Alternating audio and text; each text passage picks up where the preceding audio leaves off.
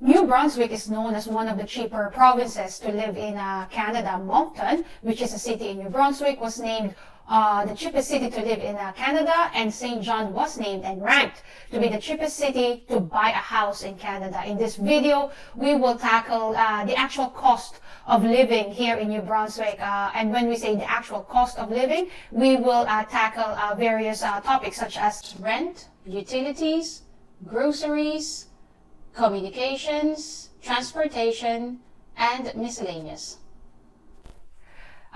So the first topic is rent.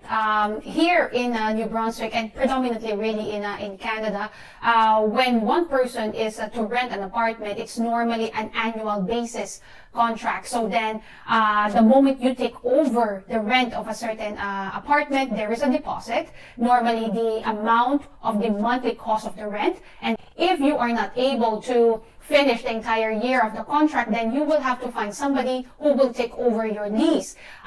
If you are not able to find somebody, then a certain portion or a certain percentage of your deposit will be taken by the landlords, essentially.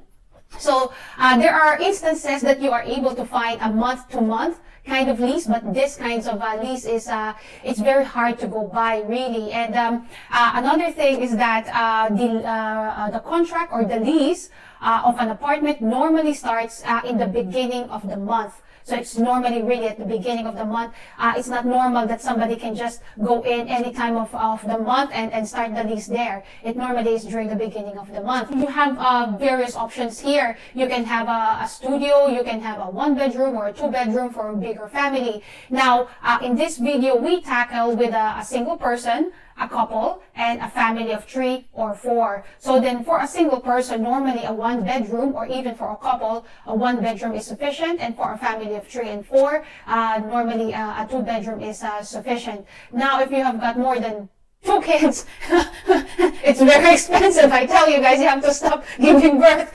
So if you have more than 2 kids, you have got 3 kids, then yeah, probably the cost of a family of 4 or a family of 5 would be more or less the same. So we start with the rent of a 1-bedroom here. A rent of 1-bedroom would normally range between $850, $900, $950. This cost includes water, and that only includes water. Utilities is a plus. 2-bedroom normally will cost $1,100, $1,250. So a 2-bedroom would normally house a family of 4 or a family of 3.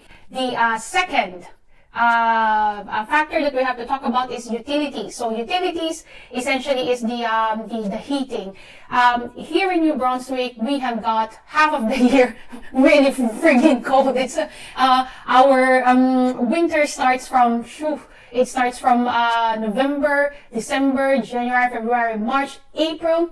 And even now, it's May the 1st, it's already May, and it's still relatively cold. So half of the year is cold, and therefore heating takes a huge part on the utilities cost. So for an apartment of a 1-bed or a 2-bedroom, I would say that it would range. Again, it will depend on how much you like your heating to be. If you want your apartment to be 20 degrees and above, your heating will cost you so much more than if you set it at 18 or 17 degrees. For myself, I would experience heat stroke if my house is at 20 degrees. So I normally keep my heating at 17, 18 degrees. At 18 degrees, I really feel warm already. So 17.5, really 18 degrees is more than enough for me. So for a 1-bedroom and a 2-bedroom, your heating would range between $70 and $100. $100 is really at the higher portion there. I would say that in between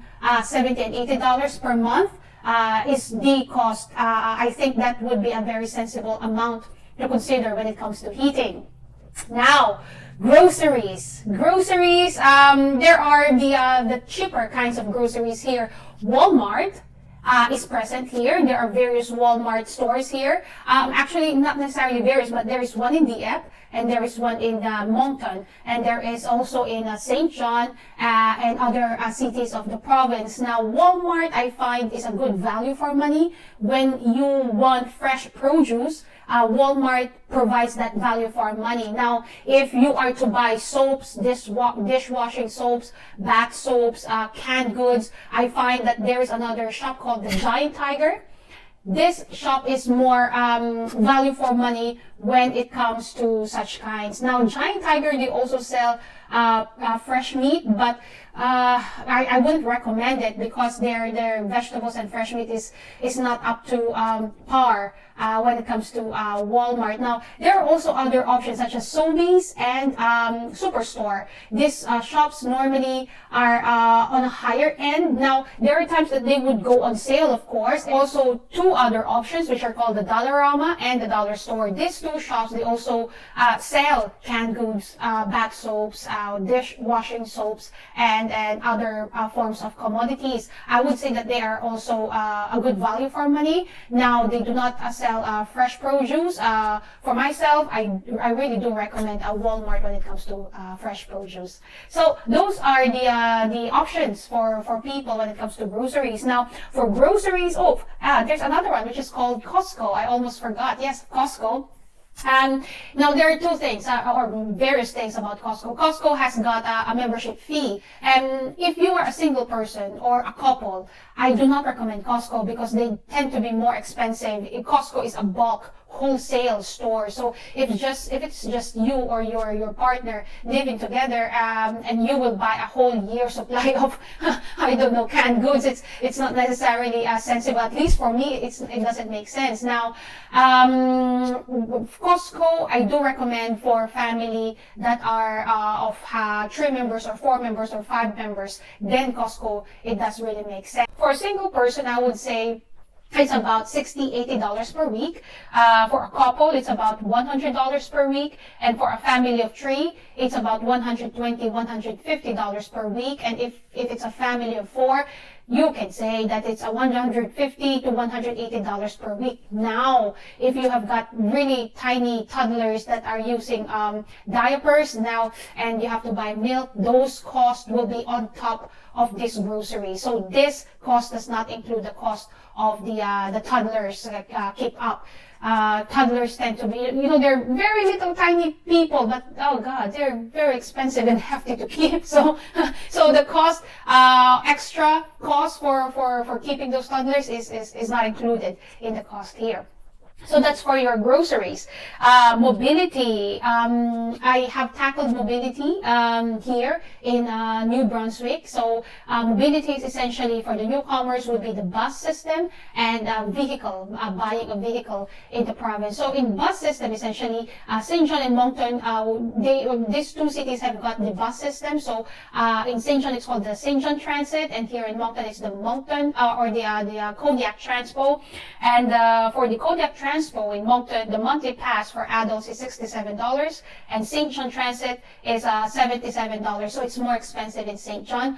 Why? I haven't got a clue. So, and that's for adult. Now, children, monthly pass costs less than the adult. So, when it comes to buying a vehicle, again, of course, as you can imagine, vehicle truly depends on your choice. If you want an SUV, if you want a sedan. Now, owning a vehicle here in New Brunswick and really in the whole of Canada can be expensive. So if you wanted to purchase a vehicle, of course you have to have a driver's license, and the examinations for a driver's license cost $25. That's for the written test, and for the road test that would be $50. So every time that you fail, then you would have to pay as many times as you would fail. So the average cost of vehicle here, I would say that if you have a budget of between, I'd say 8,000 and 11,000, you will get a decent, good working sedan car. If you are in need of an SUV, then of course you will have to have a higher budget of about between 12,000 and 16,000, and then on top of that is 15% HST, which is the harmonized sales tax. So you can imagine, the higher the cost of the vehicle, the higher is the cost of the percentage, because it's 15% off of the cost of the vehicle, really. So the cost of the vehicle you have to budget for, and then you have to truly understand how much is the cost of the insurance. And insurance it's not a joke here, really. It's not a joke. If I compare the insurance here and the insurance that I have paid in the Middle East, woof, really, it's heaven and earth difference. So insurance here, if you are a new driver, and meaning you do not have an existing North American driver's license, then you can budget between $180 and $210 in your vehicle insurance. Now, repairs, of course, is different cost. Now, cars here, vehicles here would have summer tires and winter tires. Now, I just want to reiterate that the budget that I have said, or that I have stated, are all according to a used or a second-hand car. It is not for a brand new car. From my side, I really do not recommend buying a brand new car. If you're able to find a decent, well-maintained car, which is used, then why bother buy a brand new car? Now, there are dealerships here that are, or car dealerships here that are decent and will provide you the history of the car. You can ask that from the dealership, or you can also buy from certain individuals. Now, you can only imagine that if you buy from certain individuals, you will have to be even more cautious. You have to have the history or the service history of the car, and the car accident history, fuel. So, fuel, here in New Brunswick, there is a lower in we have to buy, or we have to pay for carbon tax. Not all of the Canadian territories and provinces pay for the carbon tax, but we do here.